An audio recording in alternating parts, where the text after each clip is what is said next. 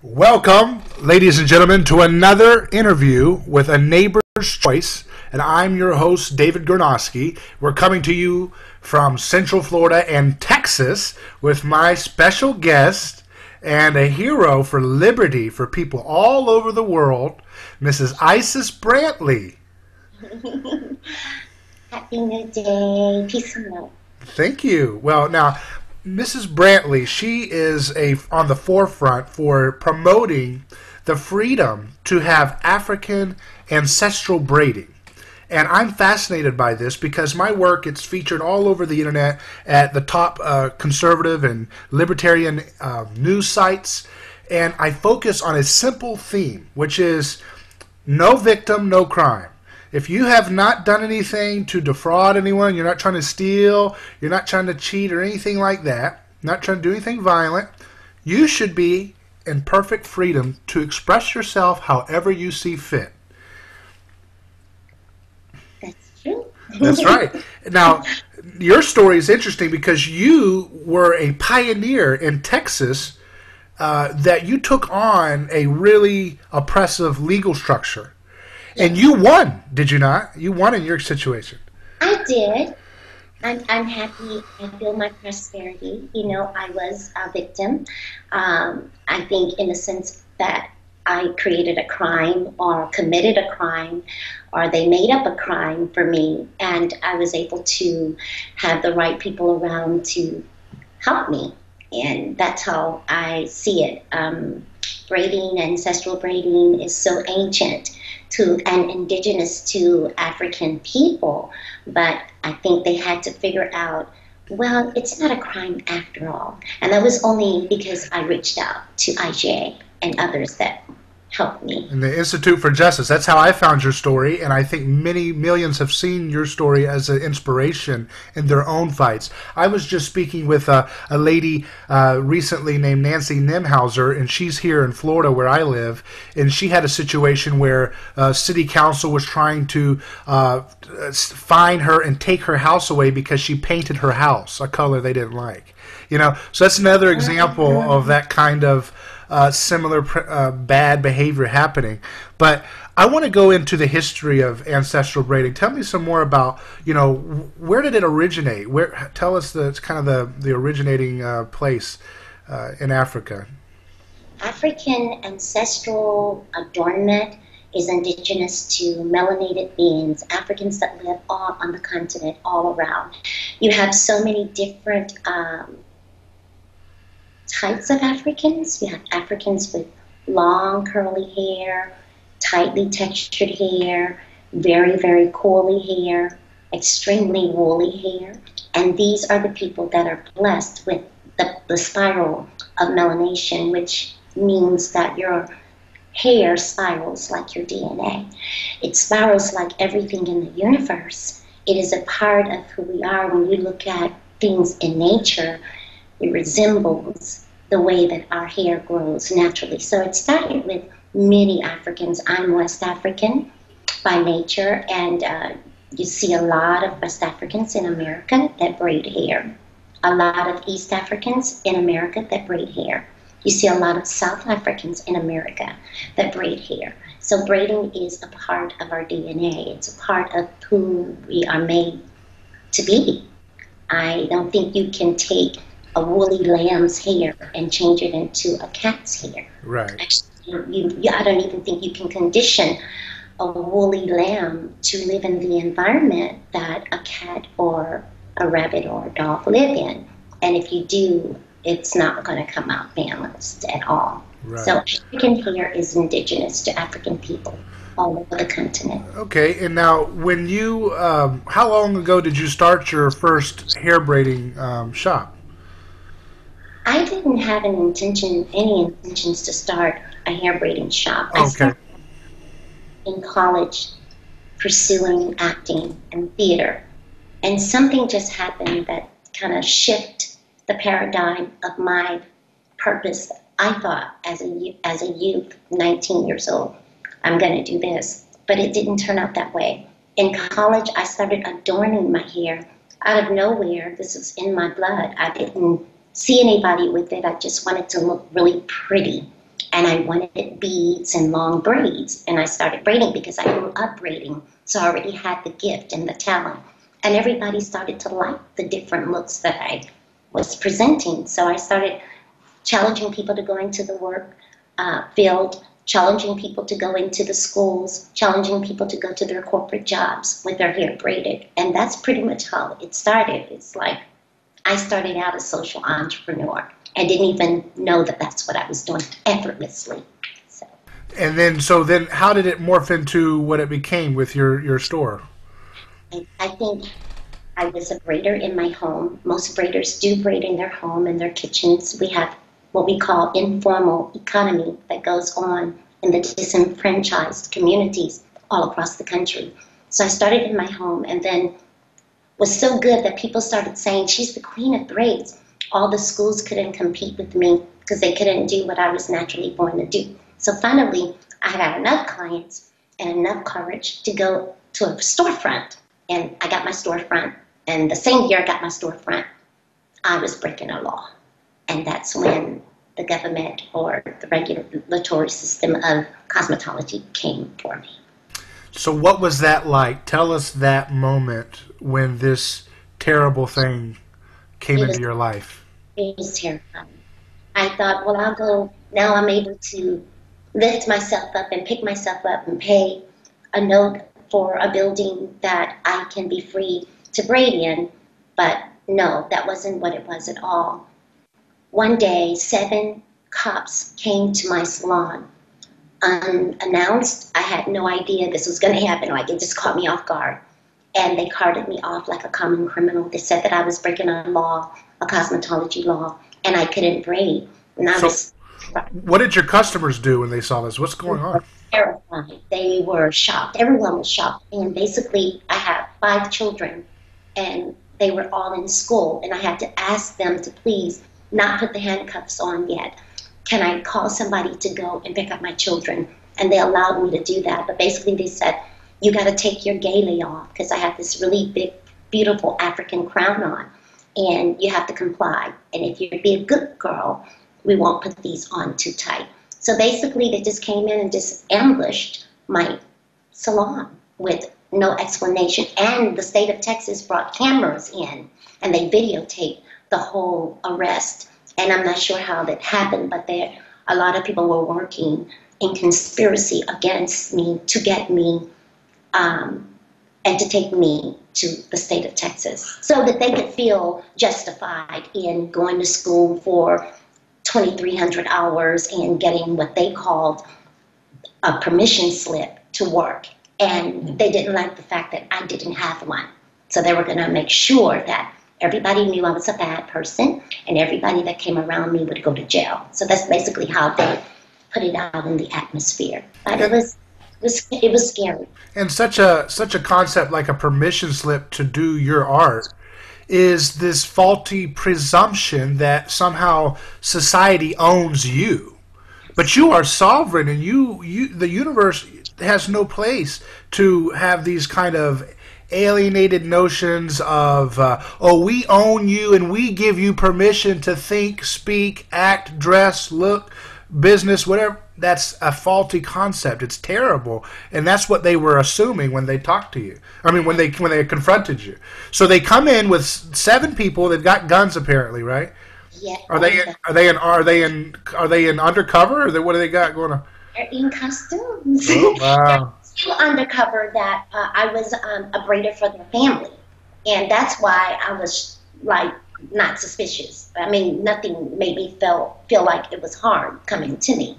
And then all of a sudden, all these other police officers came in. I was like, uh-oh, I'm going to jail for real. I'm going to prison. And it felt like prison. For 20 years, I wasn't allowed to practice my craft and pass it down to the next generation. For 20 years, I had already, prior to them coming after me, cultivating the community, people out there, showing the brave, putting food on the table for families. And I'm not a food bank. I was just doing work that I knew that was necessary to change the image of our community and the environment of our community, and trying to teach people you don't need welfare, just pick yourself up by your own. So you're creating wealth. Mm-hmm. You're creating friendships. Yes. You're creating family bonding. You're creating health because you're helping people use natural methods, not dangerous chemicals that harm people, right? Absolutely. You're doing all these things. And the ways they work with bullies is they want to send armed men with the option of using deadly force for that. What's going? It's sad that humanity is at that place, and I think that something it doesn't crosses all boundaries. It crosses all everything. It strikes a very core needs to be that we're talking about. Absolutely, because I see this whole journey as a human rights, justice, rights, and I've always seen call it social right, but human rights. They're kidnapping. They put her for what's it like? What is that?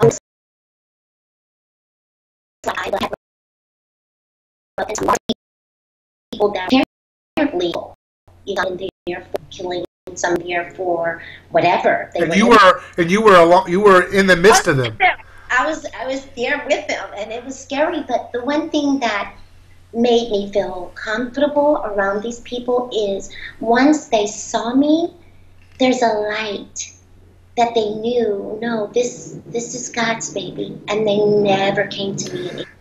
And I left them in their space and never judged them. But I had to get out. I was praying, get me out, get me back, get me out of here. Yeah, remember, it reminds me of the story about Jesus that he was numbered among the transgressors. So he was an innocent person, right? But he is counted among those who are violent. He's counted as if he is one of the ones who have committed a real crime. Right. So you're experiencing a spiritual reality that someone Jesus experienced. Absolutely. And many millions of others like you around the world have experienced. Yes. So did you feel a presence of a spiritual grace through that kind of lifted you up? I did. I felt very protected. I wasn't worried. All I knew is that I was feeling I was in the right, and I knew that righteousness was going to follow me. And that's basically what happened. They kept me in there for a long time, and then finally somebody said, well, there's nothing on this docket for her. What is she in here for?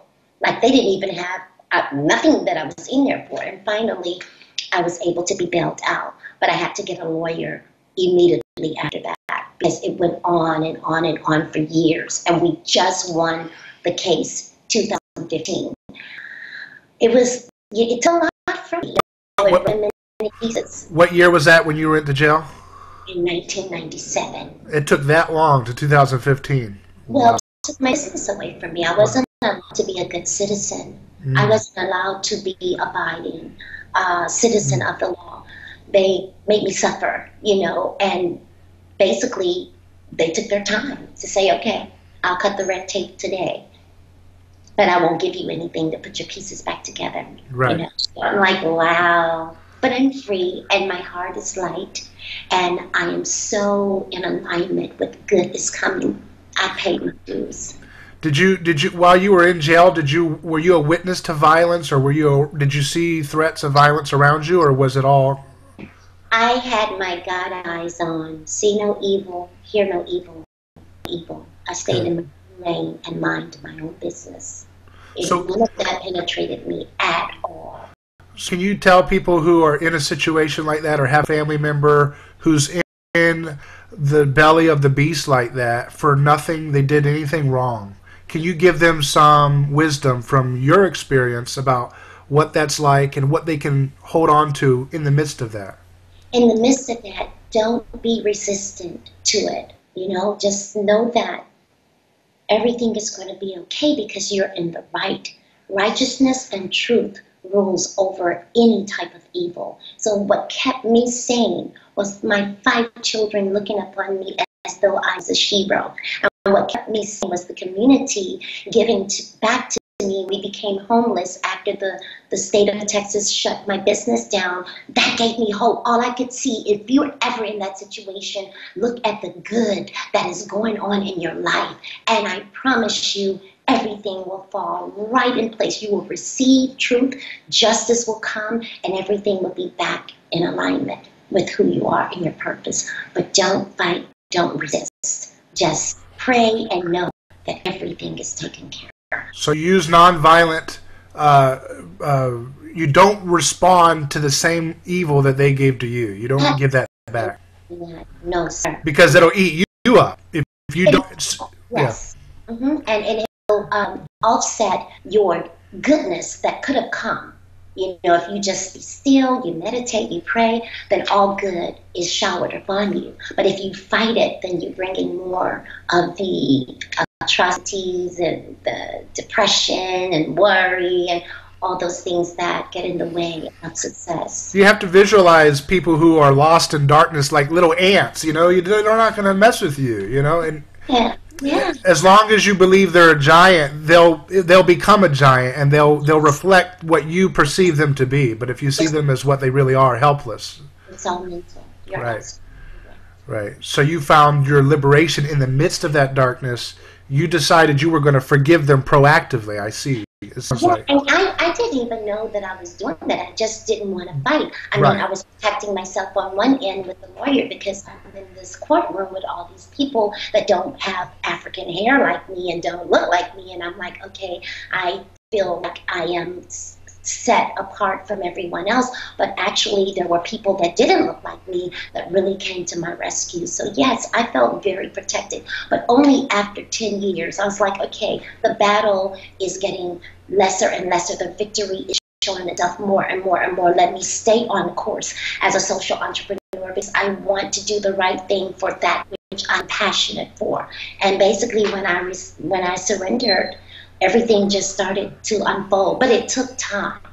It took a lot of time. And I think to make this crystallized, to understand how oppressive this is and how detrimental it is to the human spirit to have to receive this kind of situation, a lot of people, you know, Caucasian Americans or so forth, imagine that you're in Saudi Arabia and you're on trial because you refuse to wear the burqa. And you're surrounded by people with burqas, and you don't have one on. That's the kind of feeling you're feeling, isn't it?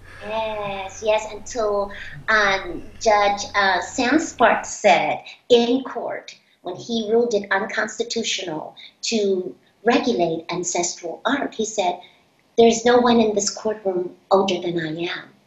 This art that she represents and stands for is older than I am. And I'm 74 years old. I was like, whoa, that was so beautiful. Yeah, I felt really protected in this argument because it's culture, you know? It's Did he say that in the 2015? Is that when it was settled? We went to court just before we won. It was in 2015. You're absolutely correct. Mm-hmm. And so what was the resolution legally? How did it resolve itself? I won unanimously in the House, and Representative Craig Goldman, he carried my bill, and I won unanimously in the House. I won unanimously in the Senate, and Governor Greg Abbott gave me a party. So basically, you know, everybody's got to learn about giving people the right to earn an honest living. Economic opportunities for everyone. And especially those whose ideas and cultural practices and adornment doesn't have anything to do with what the cosmetology board or school or regulations or syllabuses say. So they have to see, well, she's not using chemicals. She's not using sharp instruments. What she's doing is culturally foundation. So why are we trying to stop her from grooming her community and uplifting her people and passing generational wealth down to the next child? Yeah, that's right. So the bill said basically that you were able to pass. It said what was the terms? How could you proceed? It said that it was unconstitutional to impede the progress of they were violating my civil rights, and that I had the right to earn an honest living. For basically, I was able to have my own school, which A natural hair school, a curly, kinky, curly school has never existed in America. I was able to free the people in Texas who were hiding in their homes, braiding, and being fined by the government, $1,500 here, $4,000 here by the state. It said that was deregulated, that can happen no more, and that we as new braiders can open up our own braiding salons and operate and have a career and enjoy our happiness, basically. That's how I see it. Like, this has never happened in history before. Nobody ever said, well, I'm going to the government schools because all I want to do is ancestral work, ancestral hair. So it was brave of me to stand up and say, I don't want to do chemicals. I don't want my hands in chemicals. I'm a natural being. I just want to stay natural. Yeah. I know there's a story of a lady right now who's going through a court process where she's a Native American and she does Native American art. But because she's not in a tribe that's federally registered or something like that, she's not allowed to sell her artwork as Native American art. They're trying to stop her from that. But it's the same kind of ridiculous, bureaucratic, terroristic domination. And the thing is, it's a terroristic type of thing. Terroristic domination. Wow. Yeah. But that's what it really boils down to. But what you're doing, light always do darkness, and as long as you don't mirror their darkness, you will overcome. And now you have set a precedent, and I think it reverberates around the country, and I hope other people all over the country are able to learn from you, to study your your school, and that you're really going to kickstart a revolution that will continue for centuries, hopefully. We're going to have our own. We're going to tell these stories that exist all over. The ladies in Tennessee, 31 of them were fined over about $100,000 for braiding in their salons. So it's a universal. Where do they get that number from? Where do they get the number? How many hairs that they? $1 per hair per day. Well, the fine was for each salon. Oh, okay. $16,000 or $17,000. So it all added up to $100,000. This just happened it's in Forbes magazine about 4 months ago. Yes. Yeah, so it's a universal fight. So what do you say to people that say, well, but if you guys are not able, or if you don't have to have a license, well then what about me? And I got a license, and I want to, I spent all that money. What do you say to those people? Well, they're angry with me. Believe me, the cosmetologist and the cosmetology schools, they're all upset, the salon owners, because they want to ensure that their industry is protected. It has nothing to do with the fact that you don't do what they do. They just want control in the industry. Yeah, they don't want to work as hard for their business, really. They're scared. Like they want to use the same regulatory systems and try to give you more hardship so that you can't be in the free enterprise. Right. It's just like every industry, like in the food industry, right?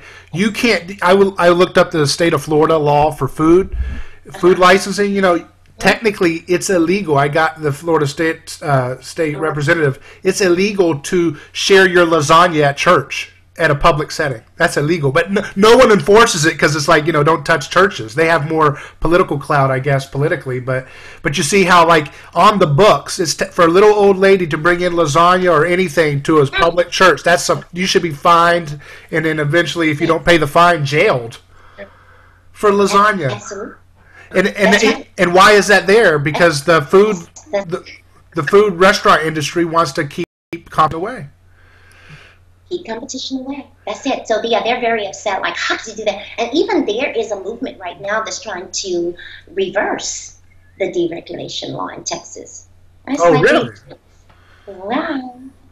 I don't think they want to talk to me again. So you won't be reversing. They want this as much as I do. So that means we need to keep getting the word out about this. Don't just rest on our laurels with this victory, but keep pressing forward to keep the liberation.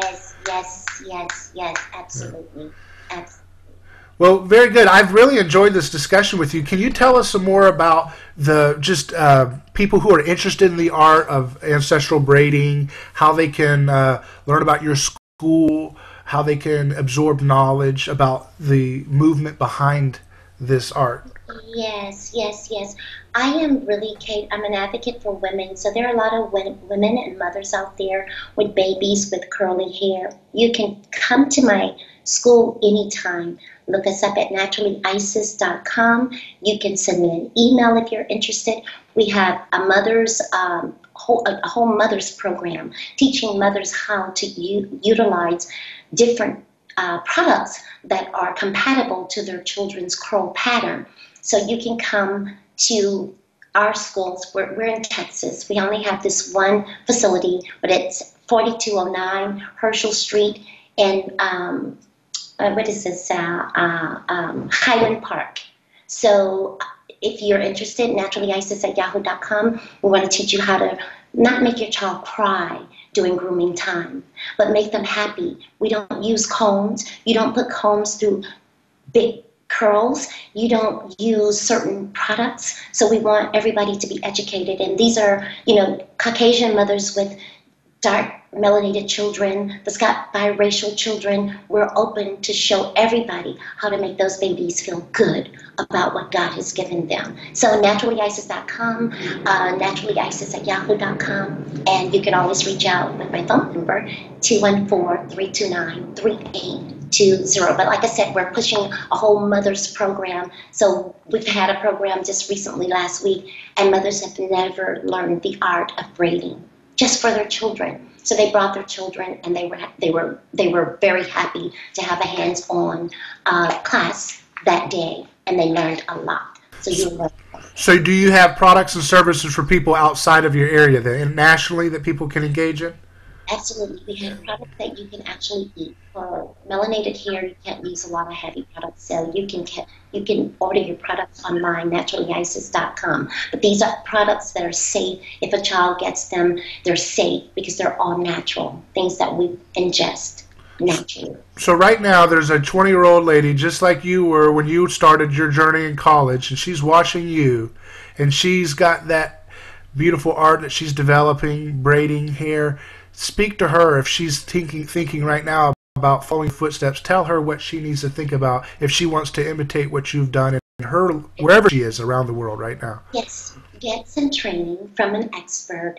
In this country, melanated hair was never given the platform that it deserved. We're using a lot of products that are not healthy.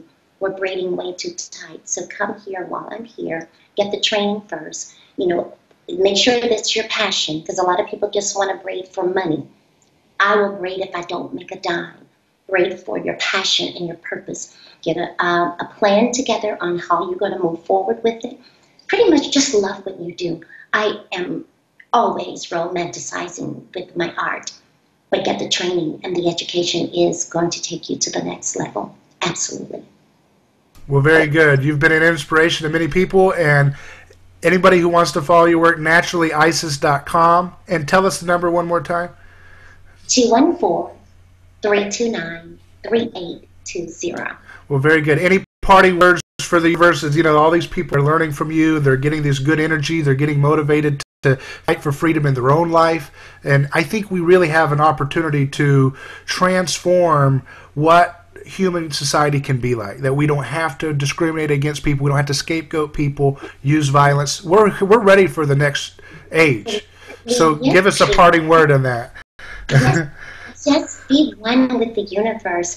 You can never make a ficus plant be an aloe vera plant, and neither will an elephant ever become a giraffe. And so we're all different. Embrace who you are. That's one of the things that I know, that if you connect your frequency and your vibration with your patterns of life and making sure that it's something that is bringing you happiness, bringing you joy, you embrace every day, and you wake up, and if you don't see evidence of your prosperity, you want to quickly know that it is coming to you. That's the thing that I know for sure. And have that joy and that jubilation as though it is there. So whatever you want, know that it is there for you. It is there for you. You deserve happiness. Well, amen. Very good. It's been a pleasure to speak with you, and I've enjoyed it immensely. And so keep up the great work, and I hope to hear more about what you're doing. Yes, sir. Thank you so much. Thank you. Have a good weekend. Take care. Thank you.